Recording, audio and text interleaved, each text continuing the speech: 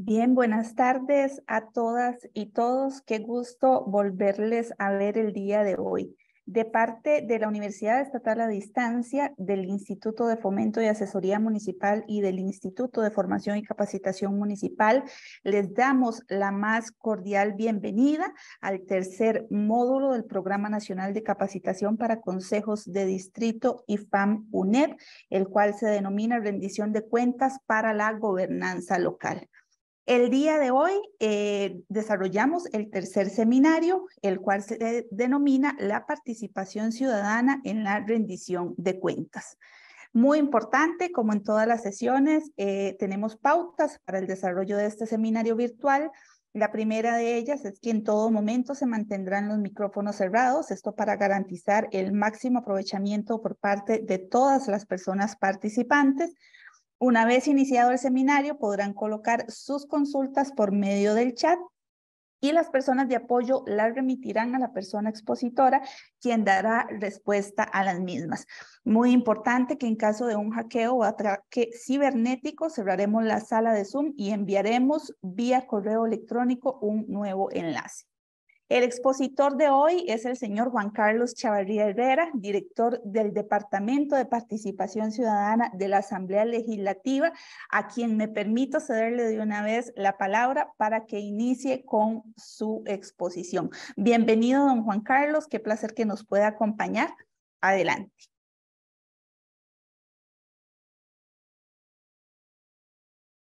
Wendy, muchísimas gracias. Gracias al Instituto.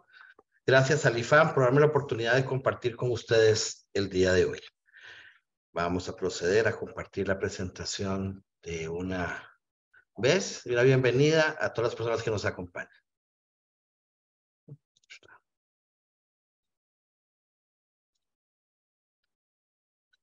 A mí me toca el módulo 3, participación ciudadana en la rendición de cuentas.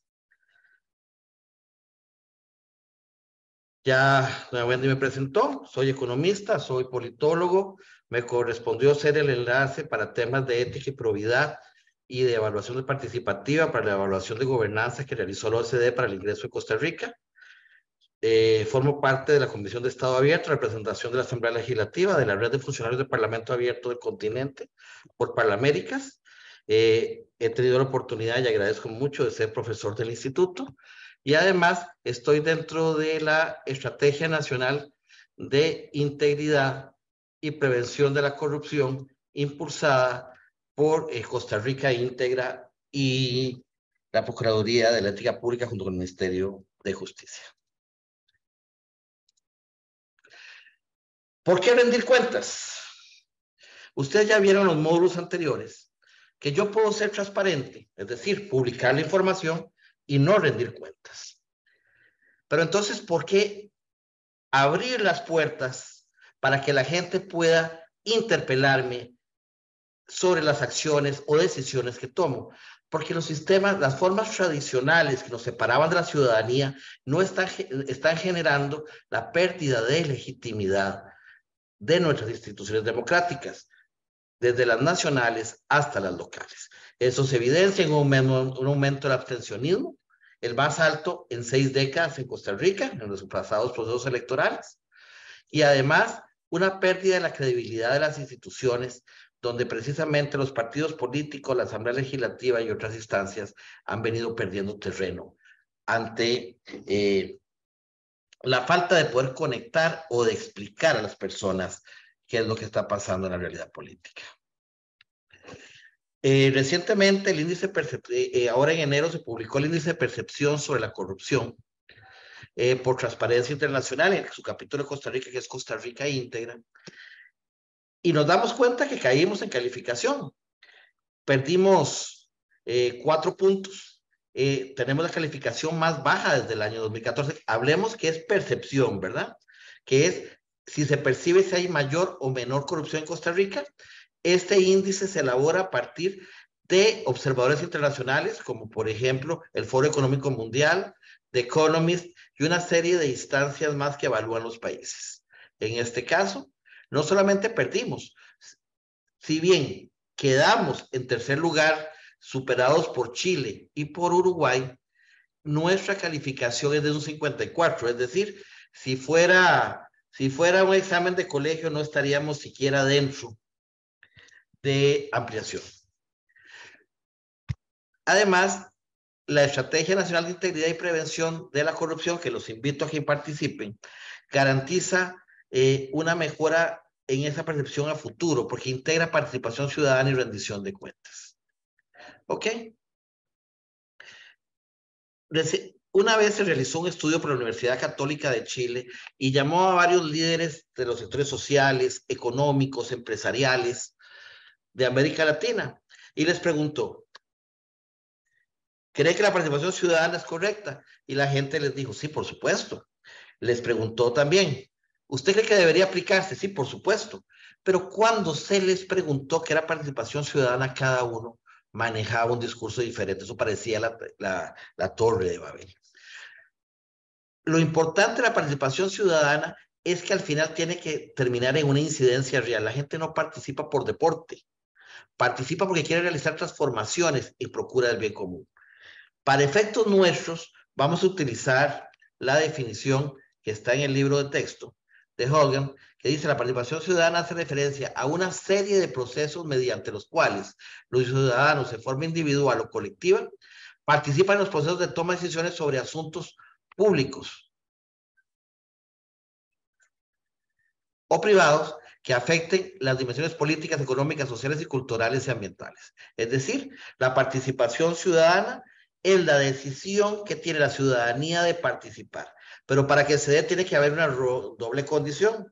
Igual que para que haya una pareja feliz, tanto el hombre como la mujer tienen que estar dispuestos a convivir de la misma manera. Para que se dé participación ciudadana, forzosamente las organizaciones de sociedad civil, la ciudadanía, tiene que estar empoderada y dispuesta a participar, y las instituciones públicas, consejos municipales, tendrán que estar dispuestas a abrir las puertas para que se dé esa participación.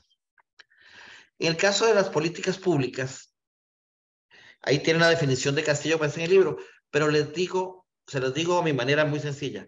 La política pública es una toma de decisión frente a la realidad que promueve acciones concretas para generar una transformación en procura del bien común. O dicho de maneras más sencillas, son las acciones del Estado, Estado en sentido amplio, incluyendo ciudadanía, que generan valor público, es decir, que generan bienes y servicios que benefician a la población. Cuando hablamos de políticas públicas, tenemos dos maneras de implementarla. Una, la manera tradicional, desde una perspectiva de que yo decido y que la gente agradezca que yo decido por ellos, una visión dictatorial, si se quiere, o paternalista, donde unos pocos deciden por la gran mayoría. Lo que sucede es que como los recursos son escasos, ¿verdad? No son suficientes para darle a todas las personas lo que solicitan, el Estado o el concejal, el alcalde, el síndico, concejal de distrito, termina oyendo un montón de solicitudes que al final no tienen solución o no pueden solucionarse todas. Entonces, la única manera de lograr es que las personas participen en la construcción de las prioridades y que puedan además aportar sus recursos, sus intelectos, su tiempo y su esfuerzo para encontrar soluciones innovadoras que faciliten. Entonces, ustedes eligen cómo construir la política pública, como el de la izquierda, decidiendo solos, sabiendo que siempre habrá un costo de oportunidad, pero no se le puede dar a todos todo al mismo tiempo, o intentar integrar acuerdos sociales de construcción y aportes que maximicen sus recursos en procura de legitimidad institucional. Sobre participación ciudadana podemos verla de dos maneras. ¿Verdad, don Miguel Salas? Podemos verlo desde una perspectiva política o lo podemos ver desde una perspectiva administrativa.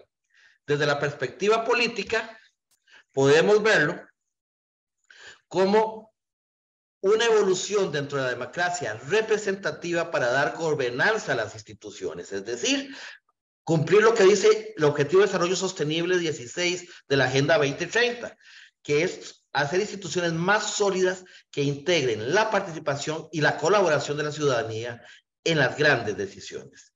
Lo digo de esta manera.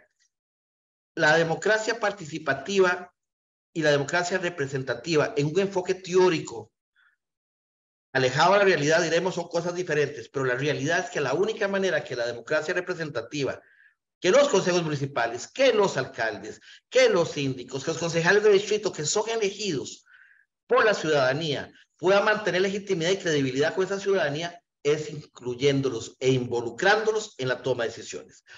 Y la otra es como un paradigma administrativo, es decir, dejar el escritorio en soledad para abrir las ventanillas para que la gente aporte ideas, construya, nos ayude a evaluar y nos dé recursos como su intelecto, su tiempo y su esfuerzo para lograrlo. Como paradigma administrativo no es una innovación. Si ustedes se dan cuenta, las asociaciones de desarrollo aplican precisamente ese principio de participación ciudadana en la administración de los recursos que disponen, multiplicándolo y en la toma de decisiones. Entonces, bajo esta percepción, para poder homogenizar la rendición de cuentas con la participación ciudadana y en la generación de políticas públicas, aplicamos los principios o pilares de Estado abierto que se aplican a las municipalidades. Integridad y rendición de cuentas, ¿verdad? Transparencia, acceso a la información pública, aclaro. Ya ustedes vieron que yo puedo ser transparente, pero no rendir cuentas. Que hay dos tipos de transparencia, activa y pasiva. En el caso costarricense estamos en deuda. De hecho, ya nos han sacado algunos foros internacionales que nos han calificado mal, porque si bien tenemos una ley de petición y si bien tenemos una ley de protección de datos personales, todavía carecemos de una ley de acceso a la información pública, que es un elemento fundamental para garantizar el derecho. Hay quienes dicen, la Sala Constitucional ya lo solucionó. No es cierto. El mismo presidente de la Sala Constitucional ha dicho que la vía jurisdiccional debe ser la última y que la vía jurisdiccional no garantiza esa capacitación, esa formación y esos procesos que se pueden obligar en sede administrativa para que haya una mejor comunicación entre los que demandan la información y quienes la dan. Y cuando hay comunicación de las dos líneas, es cuando se cristaliza la rendición de cuentas. Antes no. Obviamente, participación ciudadana, colaboración e innovación pública, es decir, hacer las cosas diferentes, porque si las seguimos haciendo de la misma manera, obtendremos los mismos resultados que ya vimos, que es pérdida de legitimidad institucional. Ok. Ahora, veamos lo que significa la participación ciudadana para la rendición de cuentas. Ustedes ya vieron, ¿verdad? Vieron con toda claridad que en los procesos anteriores, en los módulos anteriores, que la única manera de lograr rendición de cuentas es con participación ciudadana. ¿Por qué?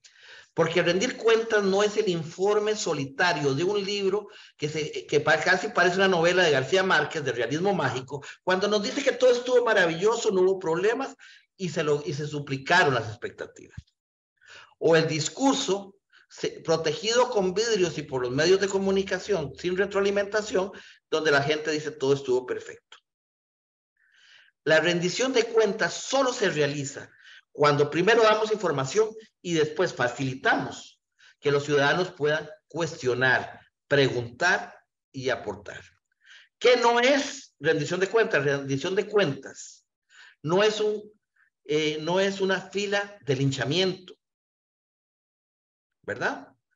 No es que yo, por mis intereses políticos, voy a esperar que el alcalde llegue y le voy a destaparar todo bueno o malo que hizo para despedazárselo.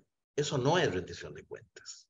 Rendición de cuentas no es pararme a decir que todo estuvo perfecto o publicar en las redes sociales o en un libro una serie de datos abstractos y complejos que la gente al rato no puede, ni siquiera entienda. Rendición de cuentas es un diálogo donde alguien explica, otro escucha y el que escucha puede aportar para mejorar. Es decir, en la construcción conjunta de opciones de mejora en procura del bien común.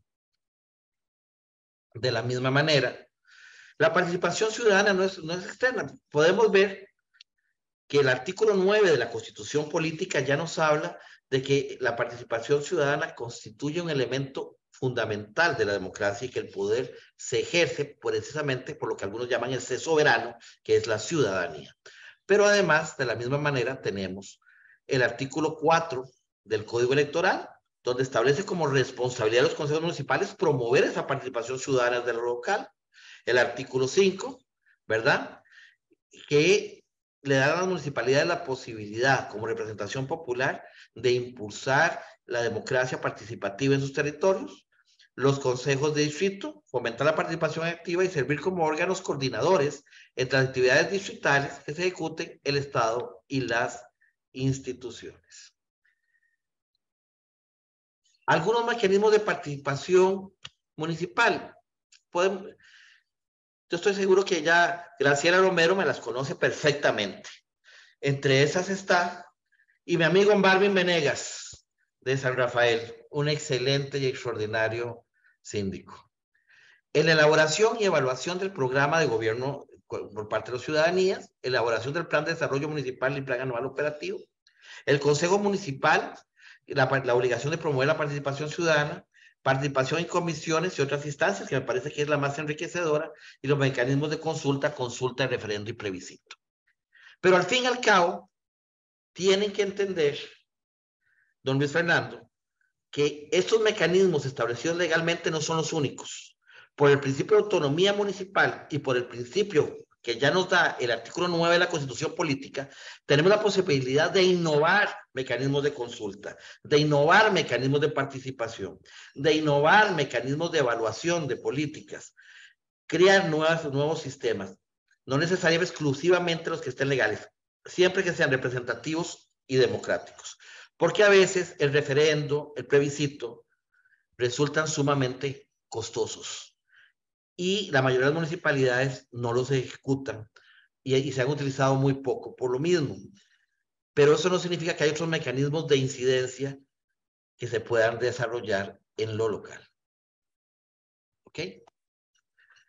Quiero decirles, al decirles eso, estoy compartirles algo. Doña Ana Díaz, de la Universidad Nacional Autónoma de México, y no les voy a leer todo eso, no se preocupen, lo voy a resumir de la siguiente manera. La forma sí importa, ¿verdad? ¿Por qué sí importa? Porque la metodología debe adecuarse a la realidad.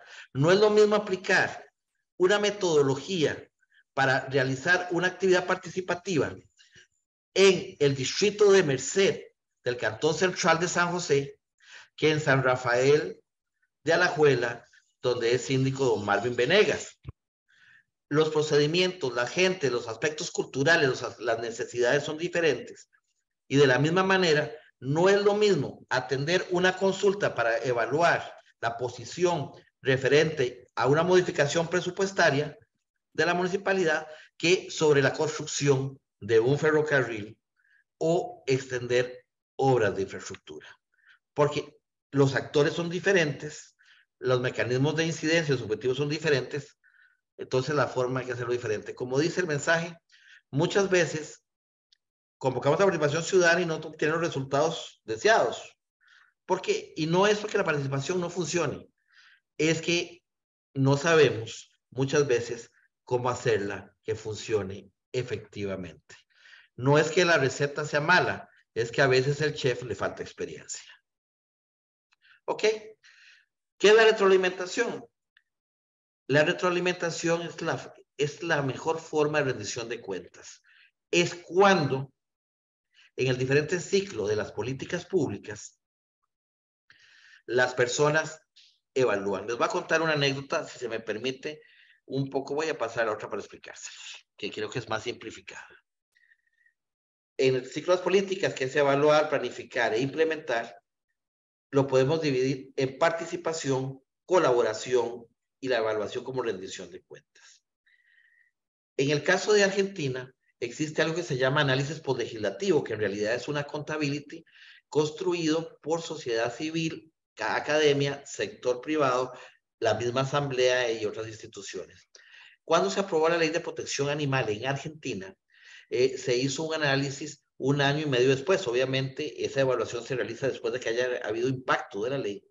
Y resulta que los grupos animalistas que habían declarado como una victoria esa ley se dieron cuenta que fue un gran error, porque las medidas de castigo fueron tan elevadas que la gente empezó a deshacerse de sus animales y empezaron a ver en los parques y en las zonas públicas una sobrepoblación de animales abandonados, que al revés obligó al rescate y sacrificio en gran cantidad de estos animales.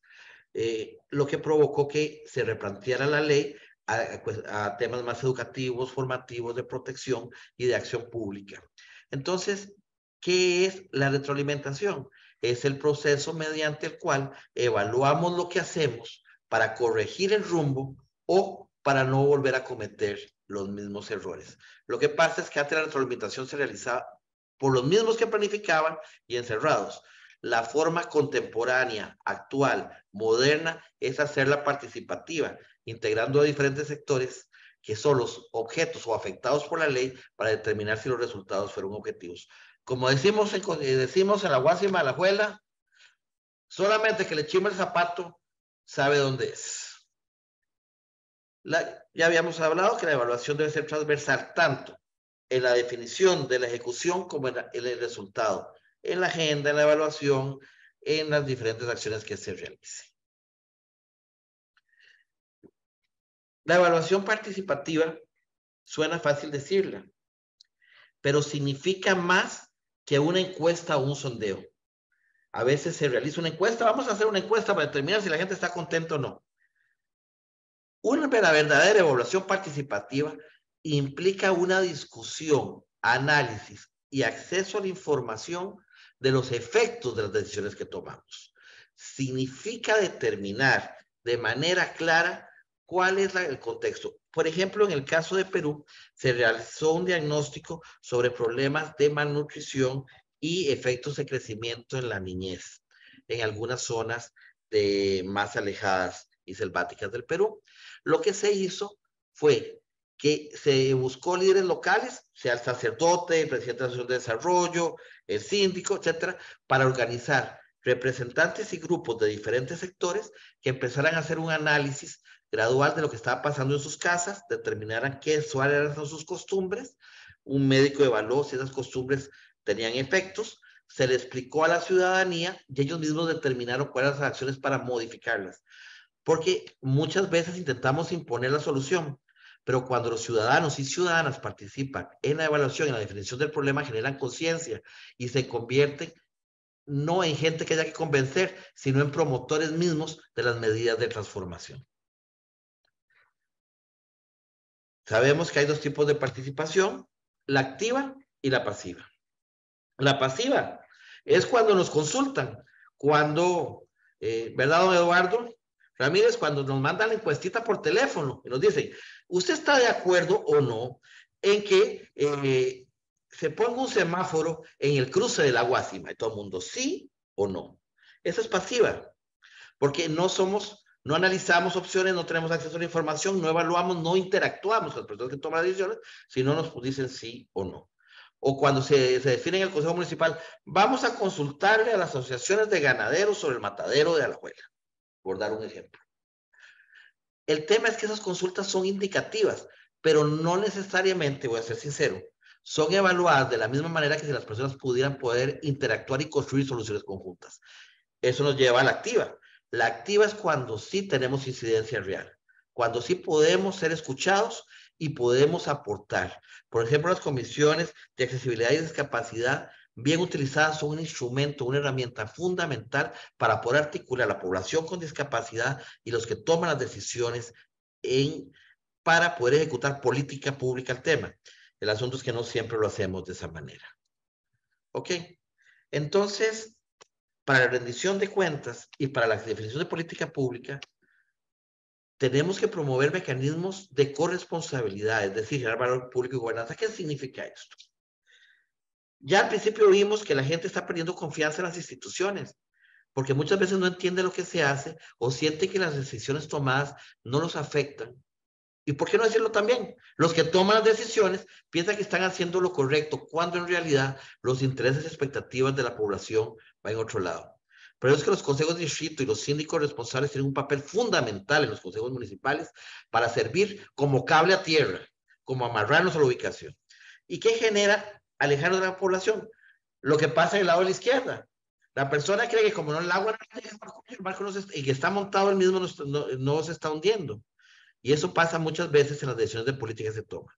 Segundo, aprovechamos inteligencia colectiva, donde, por ejemplo, doña María Telvina, dígame si no, si nosotros tuviéramos que pagar en nuestro distrito, en la municipalidad, un doctor, una enfermera, un abogado, un psicólogo, un experto en agricultura, una persona que tiene experiencia taxiando, una persona que ha estado en construcción, y les pagamos a todos, no nos alcanzaría el dinero.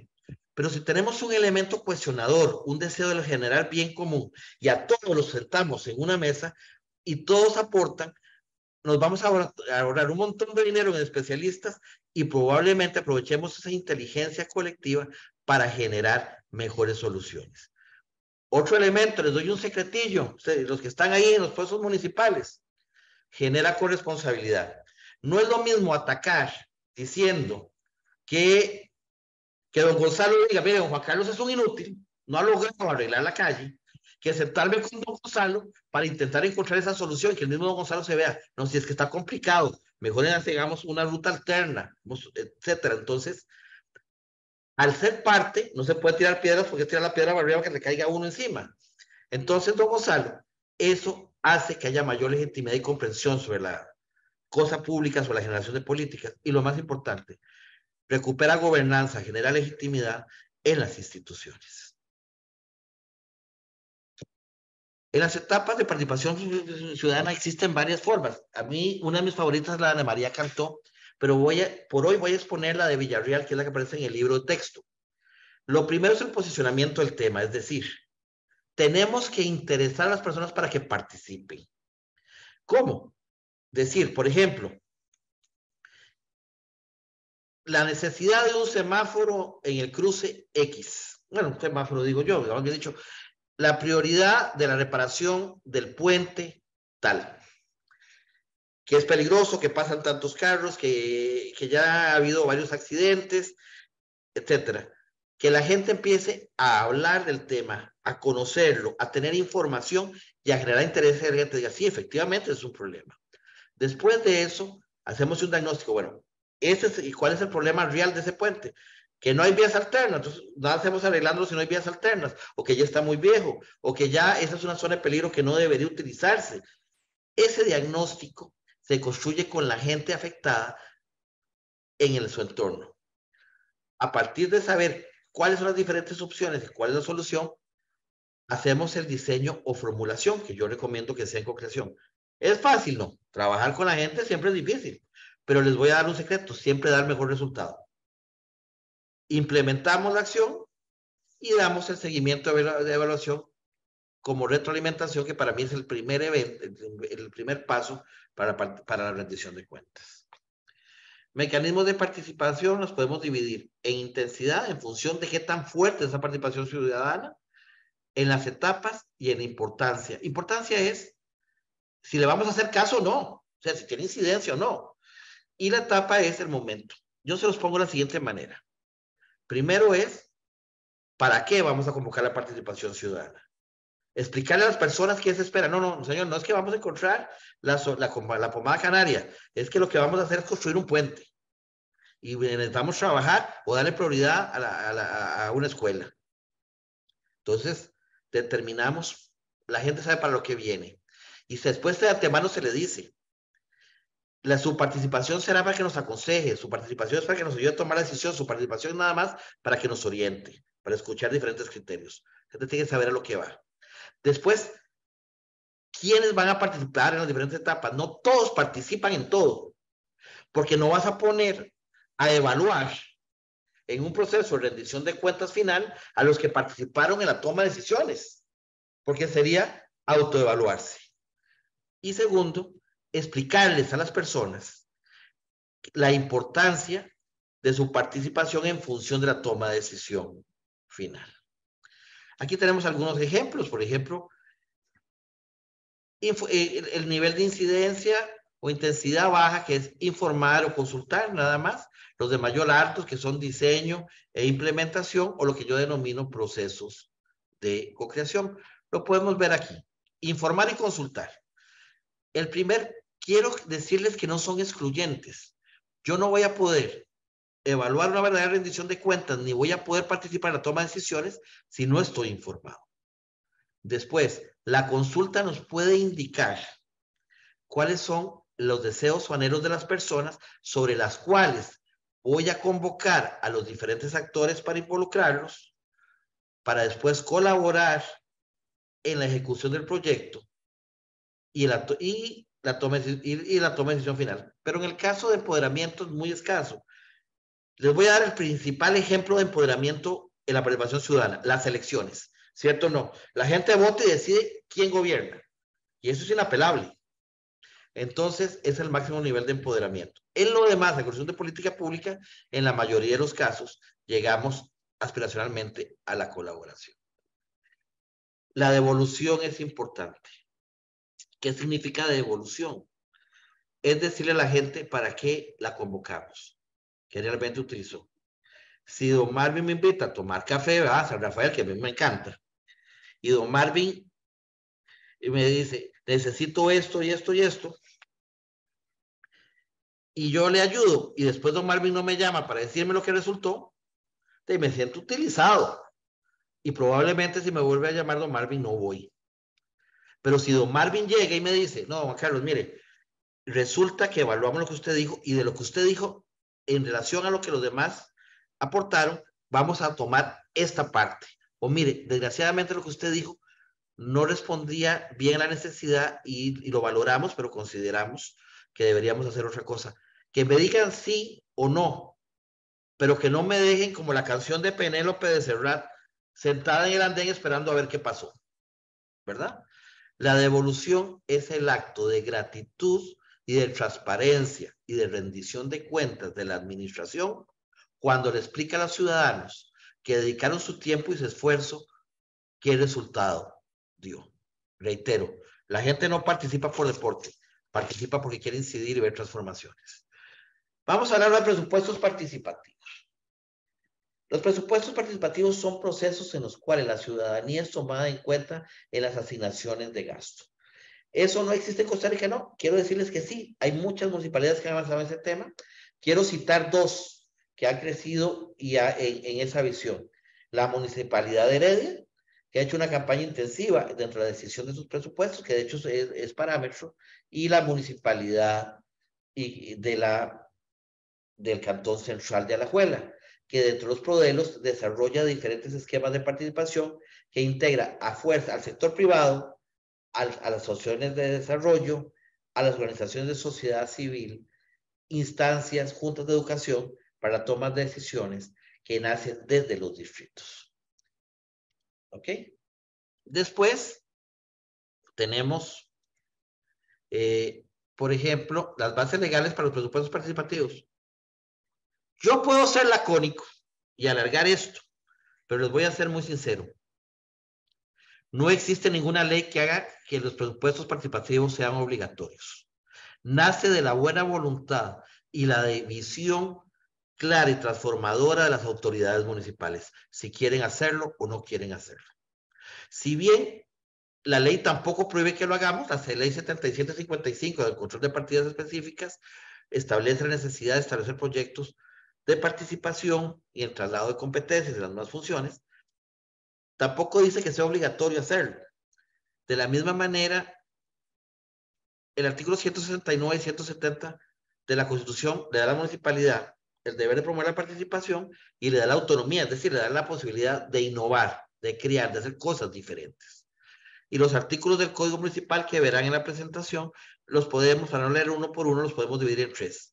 Los que promueven la responsabilidad de generar participación ciudadana en lo local, al gobierno local. Dos, los que establecen la facultad de autorregulación que les permite poder innovar y crear mecanismos participativos. Y tres, aquellas posibilidades que les dan la facultad de hacer mecanismos innovadores de rendición de cuentas como informes, etcétera. ¿Ok? La primera línea, lo más cerca de la gente, son los consejos de distrito, los síndicos, que deben ser la voz de las personas dentro del proceso de consejo municipal. ¿verdad, doña Ana Teresa?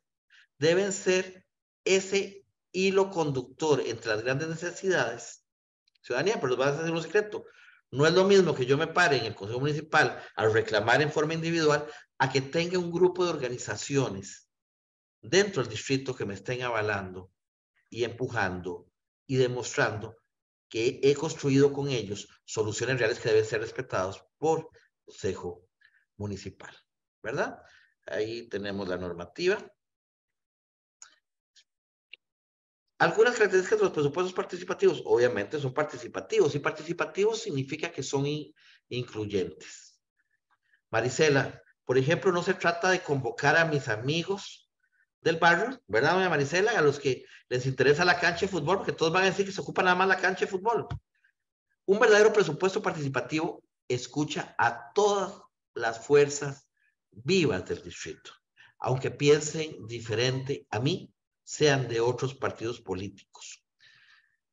Promueve la discusión sana de diferentes visiones para intentar encontrar consensos y acuerdos. Es organizada, lo que decía anteriormente, la metodología se importa.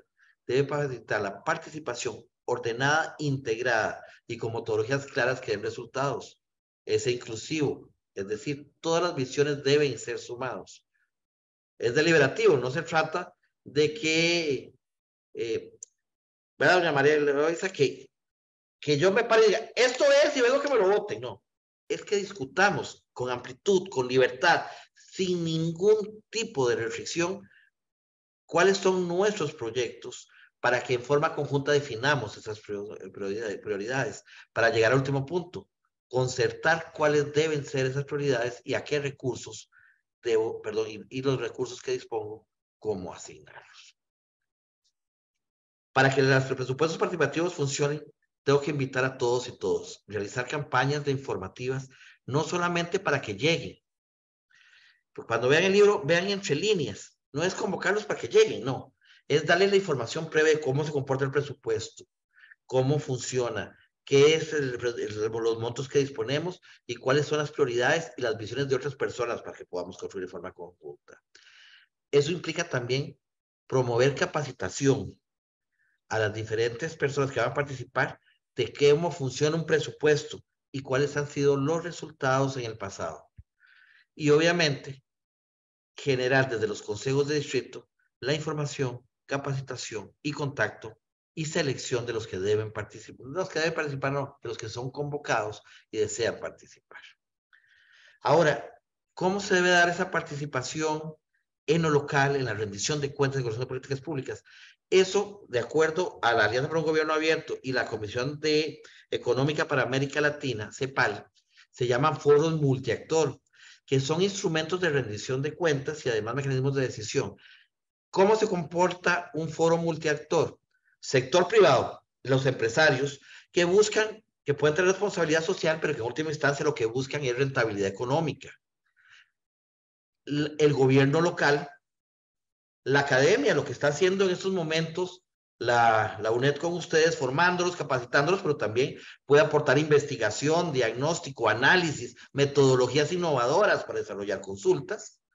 Tenemos también a las organizaciones de sociedad civil, es decir, aquellas organizaciones que no buscan un lucro, sino lo que buscan es un servicio a la ciudadanía, asociaciones de desarrollo, las ADIs, cooperativas, grupos deportivos, asociaciones de scouts, Cruz Roja, mi distrito, etc. Esas organizaciones que no buscan lucro, pero que tienen proyectos que pueden ser de interés común, y las instituciones públicas. Es decir, un foro multiactor integra instituciones, academia, sociedad civil, sector empresarial o privado y el gobierno local. Entonces, ¿qué son los consejos? Los consejos cantonales de coordinación interinstitucional, los CCCI, son el mejor ejemplo de un foro multiactor, porque si bien lo integran instituciones públicas, tienen la facultad, y así lo vi yo en la zona de Los Santos, cuando se estaba construyendo la carretera que iba a unir con Pacífico, como la participación activa también del sector privado en las discusiones generales permitió llegar a acuerdos colectivos para la asignación de recursos y apoyo ciudadano e institucional para el logro de los objetivos, en este caso la carretera, ¿verdad? Entonces, ¿qué es lo que buscan los consejos? Ok. Primero, buscan coordinar los esfuerzos internos dentro del territorio para generar un uso eficaz, eficiente, oportuno de los recursos que se disponen, así como fiscalizar en la utilización de los mismos. El órgano encargado, de hecho, quien reglamenta la ley es el Ministerio de Planificación y Política Económica. Ya vimos que los integra. Los recursos transferidos deben ser fiscalizados por la ciudadanía y las organizaciones, de acuerdo al artículo 15 de la ley. ¿Quiénes lo integran? Ya lo vimos, la alcaldía, la máxima representación regional de las instituciones, una persona representante de las federaciones municipales relacionadas con el cantón, las y los intendentes distritales en los cantones con consejos municipales de distrito, y aunque no forman parte directa, sí se pueden convocar al sector privado y a ciudadanía en general para que puedan participar activamente en las tomas de decisiones de lo que los afecta. La ley 8801, entre sus objetivos, trasladado competencias, era democratizar las decisiones en torno a los proyectos, empoderar a los municipios, fortalecer los procesos de autogestión local, propiciar un balance adecuado entre números, posición, fiscalizar el cumplimiento del plan de gobierno y fiscalizar el uso correcto. Es decir, los consejos tienen que rendir cuentas obligatoriamente. Podemos crearlos como informes o hacer espacios abiertos de discusión sobre cómo mejorarlo. En el mismo sentido va el reglamento. Entonces se constituye un espacio de rendición de cuentas que solamente puede dinamizarse y enriquecerse cuando salimos de lo meramente institucional e integramos también a los diferentes grupos y organizaciones de sociedad civil y ciudadanía, y creo que la academia tiene mucho que aportar. Perdón si fui un poco rápido al final, pero creo que me había excedido y yo le andaba huyendo a Wendy para que no me sacara la tarjeta roja, pero quiero compartir con ustedes el pensamiento de Benjamin Franklin. Así como hemos de rendir cuentas por cada palabra inoportuna, lo haremos también por cada silencio innecesario. Es decir, la verdadera rendición de cuentas no solamente es sobre lo que hicimos, sino también sobre lo que dejamos de hacer. Y lo que eso significó para los ciudadanos y ciudadanas que no recibieron un servicio público. Muchísimas gracias, quedo a sus órdenes. Espero que no los haya dormido a todos. Y si se durmieron, que por lo menos el cafecito los haya despertado. Doña Wendy, dejo de compartir y quedo a su merced para que rendir cuentas si la exposición fue buena o mala con el interrogatorio que me vayan a hacer ellos. Muchísimas gracias, don Juan Carlos. Muchas gracias de verdad por esta información tan importante y tan valiosa que nos aporta el día de hoy. Me permito cederle la palabra a las compañeras Marquesa Chamorro y Rebeca Bolaños, quienes van a iniciar con el periodo de consultas. A quienes no han hecho alguna consulta, pueden iniciar a partir de este momento colocándolas en el chat para aprovechar todo este conocimiento y toda la valiosa información que nos puede brindar don Juan Carlos el día de hoy. Entonces, les incentivo a realizar todas las preguntas que tengan a bien desarrollar. Adelante, Marquesa. Buenas tardes. Bueno, muchas gracias al profe y muchas gracias a todas las personas que han seguido la transmisión. Tenemos reportes de la gente de Punta Arenas, de Tilarán, de La Unión, de Liberia, de Oramuno, de Cañas, de Montes de Oca y otros demás cantones del país.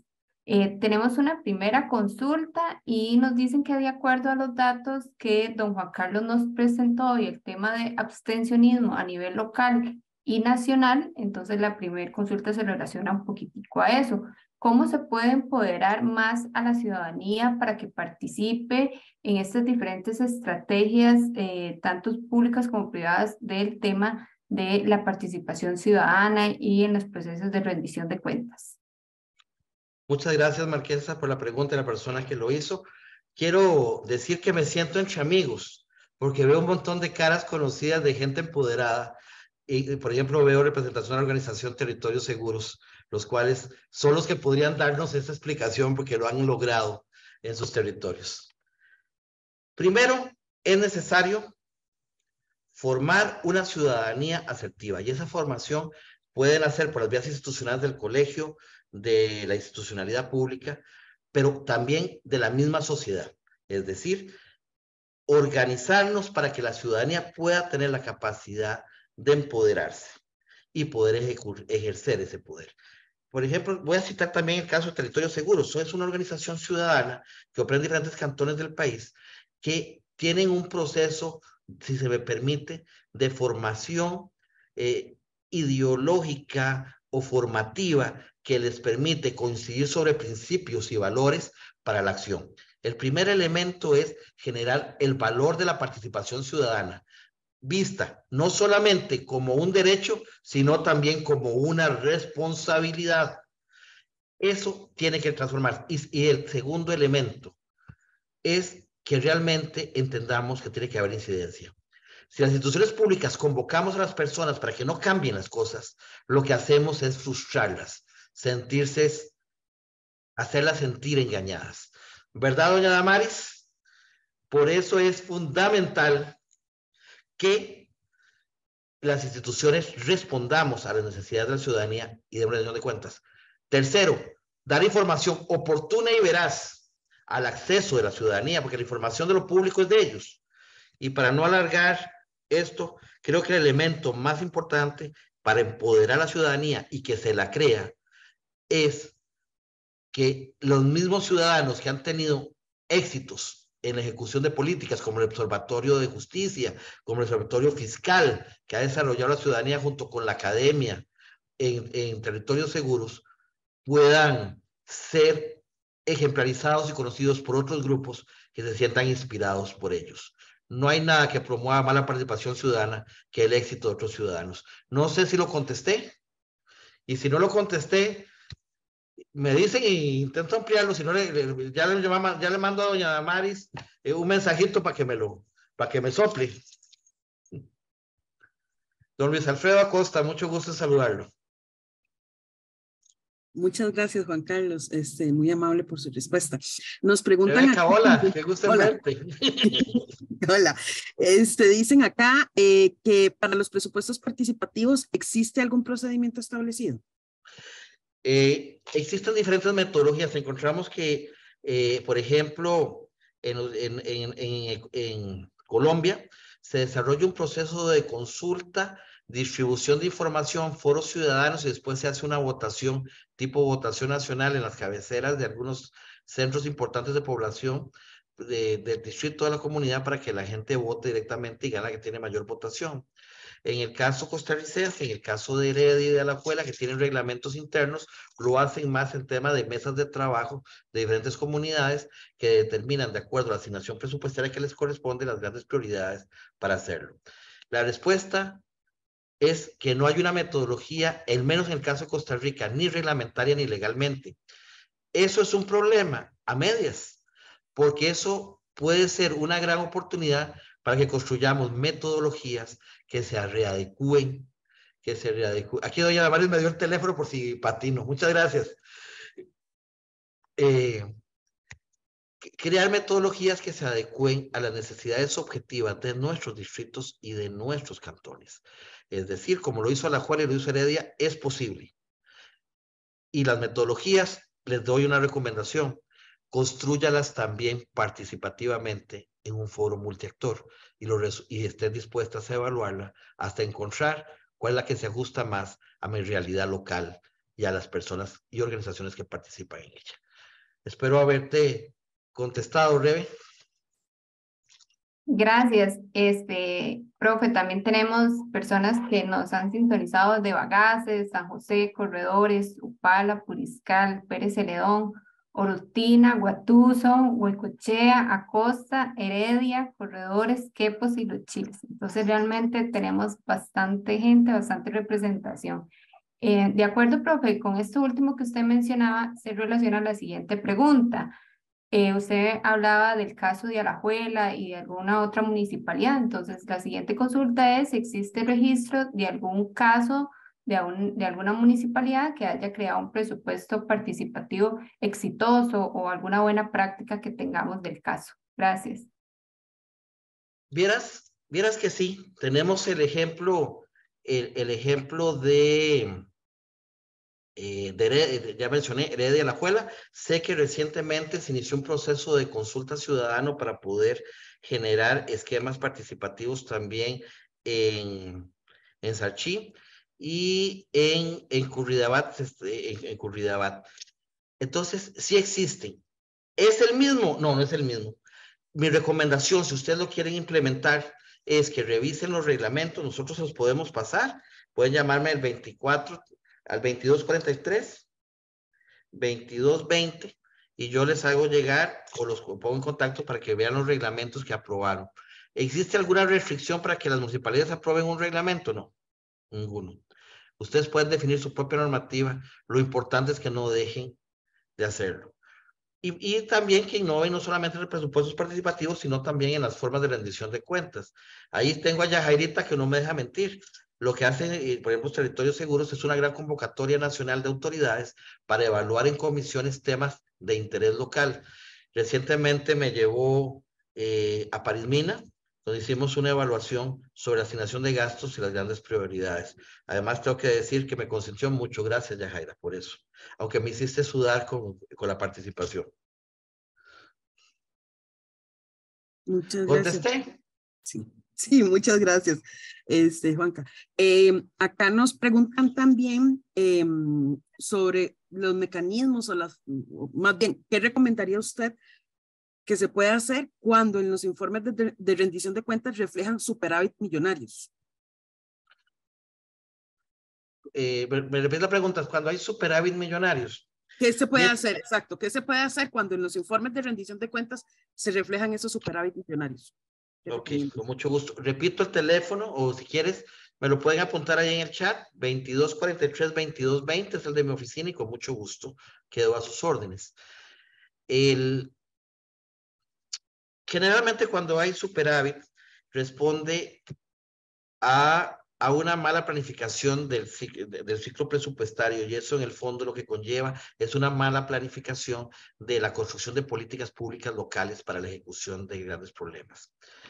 Sí sabemos que podemos justificar que los recursos del 8114 y otros recursos llegan muy tarde dentro del proceso de presupuestación, pero sin embargo en el fondo, la realidad, lo que sucede es que muchas veces las decisiones de gasto se hacen en grandes rubros, en ejecución de proyectos, en su gran mayoría que nacen de forma emergente, los gobiernos locales.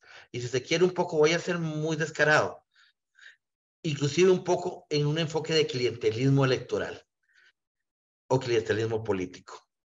Una verdadera planificación que se descomponga desde los procesos distritales, de manera que se puedan asignar de acuerdo a los niveles de población, niveles de pobreza, indicadores de desarrollo y potencialidad en cada distrito, la asignación de recursos podría ser mucho más efectiva, y mucho de ese superávit que queda se podría aplicar. Es más, generalmente los superávit tienden a guardar porcentajes similares, ¿verdad? Año a año en cada municipalidad. Entonces ya sabemos cuánto dejamos de gastar que podríamos reasignar en presupuestos participativos a nivel territorial, si es que queremos soltar el poder y ejercer de manera más representativa, democrática y responsable, en una verdadera rendición de cuentas y acción ciudadana, los presupuestos a nivel local.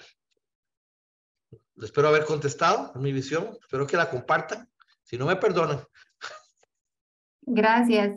La siguiente nos preguntan: ¿qué tanto poder o injerencia tiene la ciudadanía en estos procesos de presupuestos participativos? Como lo mencioné, el problema es que no existe en Costa Rica una legislación que los haga de carácter obligatorio. generalmente queda sujeto a la decisión de la reglamentación que al efecto, que legalmente pueden hacerlo, los consejos municipales.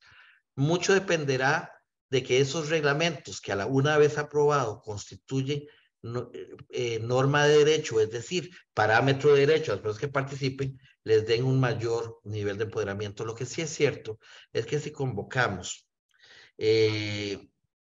grupos participativos para la definición de presupuesto, tenemos que hacer la devolución y además explicarles si se ejecutó o no la obra. Por lo menos esa obligación de rendición de cuentas se puede establecer reglamentariamente. En Colombia, en Perú, en Chile, existen obligaciones de que si nos separamos de ese criterio, tiene que ser por voto razonado y justificado. Y existe procesos de revisión que pueden aplicarse en la diferente comunidad para que eso se enderezca. En el caso de Costa Rica, no. Pero, doña Marquesa, no perdamos la esperanza. Yo creo que estos líderes y lideresas que están acá pueden ayudarnos a empujar para que eso cambie en sus municipalidades primero y a nivel nacional.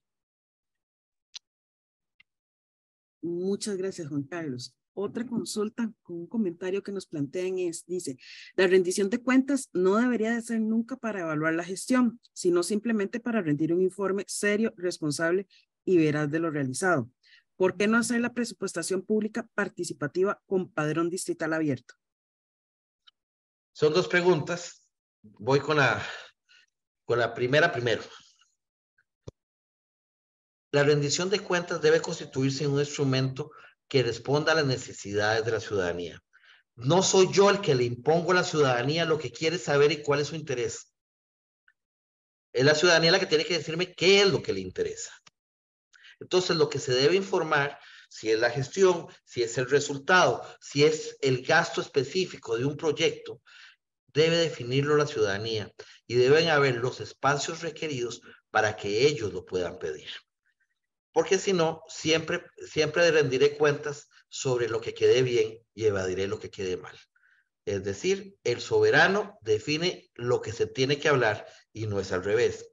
En la segunda pregunta, sí creo que no podemos excluir la rendición de cuentas de los procesos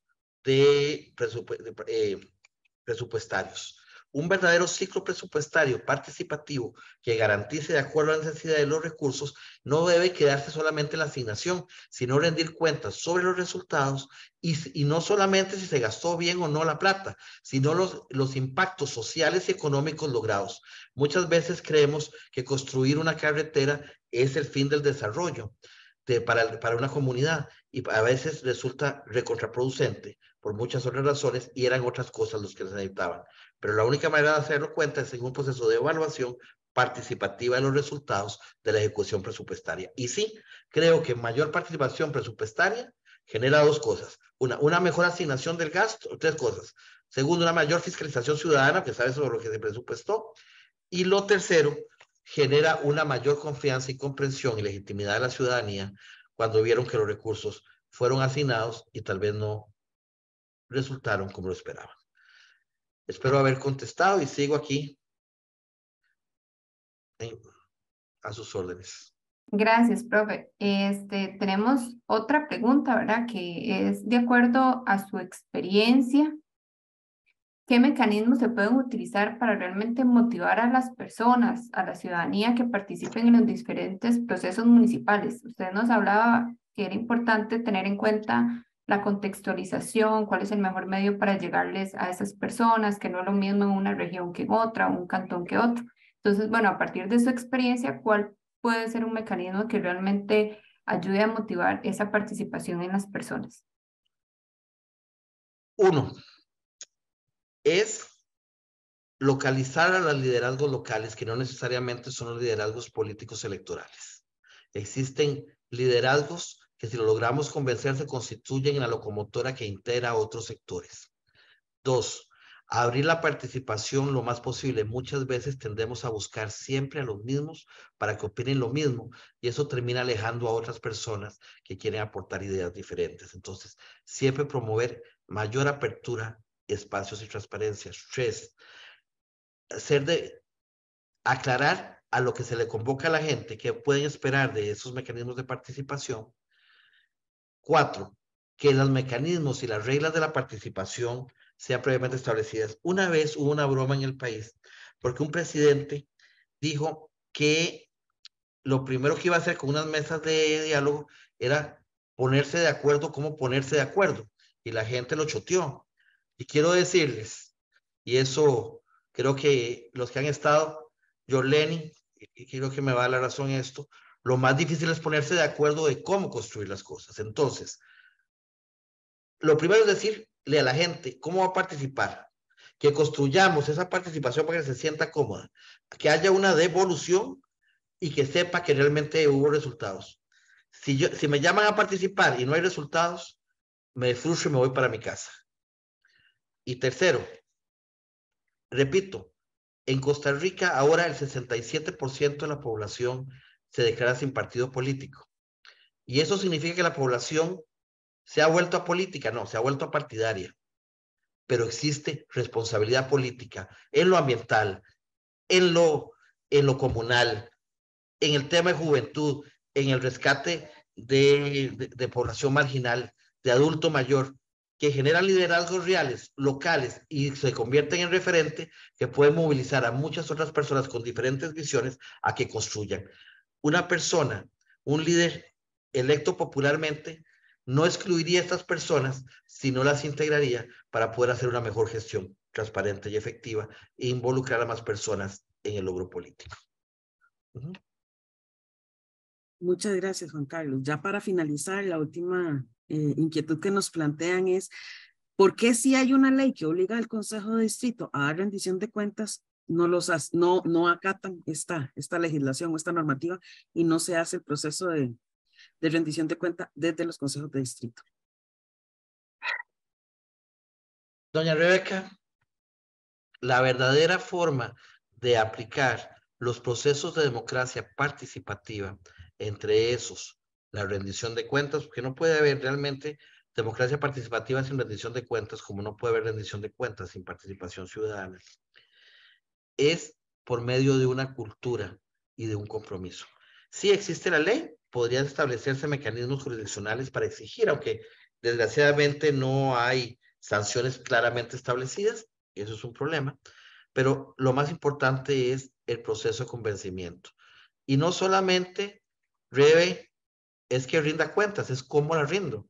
Si voy a convocar en mi casa, en el patio de mi casa, a 7 personas de mi mismo color político o de mi misma organización, y digo, les hago firmar y les digo, ya rendí cuentas, nadie más se dio cuentas. Una rendición de cuentas amplia, inclusiva, y debe convocar a todas las personas que sean necesarias. No puede haber participación ciudadana cuando piensan igual. Además, voy a ser muy sincero, hay quienes me dicen, es que nosotros permanentemente hacemos participación ciudadana en procesos distritales, en algunos partidos o en procesos cantonales. El problema es que como solamente llegan las personas de su mismo partido, que probablemente comulgan en las mismas organizaciones, les van a decir exactamente lo mismo. Una verdadera forma de democratizar, y les doy un consejo a los que van a aspirar de nuevo al proceso municipal. Abran la cancha y escuchen a los que se declaran sin partido a la hora de rendir cuentas y sus deseos de participación, y puede ser que se lleven una sorpresa importante. Doña Rebeca, ya me guardo silencio, me porto bien. Muchísimas gracias, don Juan Carlos. De verdad que muy valiosa toda la información y muchísimas gracias a todas las personas que realizaron consultas. Creo que fueron muy provechosas. Don Juan Carlos, no quisiera que termináramos esta actividad sin cederle un par de minutitos más, por si gusta hacer un cierre general del tema y de las participaciones que han habido el día de hoy. Muchas gracias, Wendy. Incluir a las personas en la toma de decisiones, así como rendir cuentas de la acción pública, ya no se convierte en una opción. Los telones del oscurantismo que permitía en las salas del Club Unión o en palacetes o en casas de A o B dirigente, gamonal de toda una vida, ya quedaron atrás. Las redes sociales, la posverdad, las mentiras o las verdades de redes ya tienen más peso que lo que podamos decir. a la gente que siempre ha estado con nosotros. Y rendir cuentas, les reitero, no significa decir lo que quiero, decirle a la gente lo que quiero decirles. Es estar dispuesto a escuchar de la gente cómo mejorar lo que hago. Si hacemos lo mismo, obtendremos los mismos resultados, que sí, funcionaron en el pasado, pero la Costa Rica de hoy reclama más democracia, reclama una actitud diferente de sus líderes en lo comunal, en lo cantonal, en lo nacional. Quiere líderes que los entiendan, que los escuche y que los participe. Porque la vieja regla de imponer ya se quebró.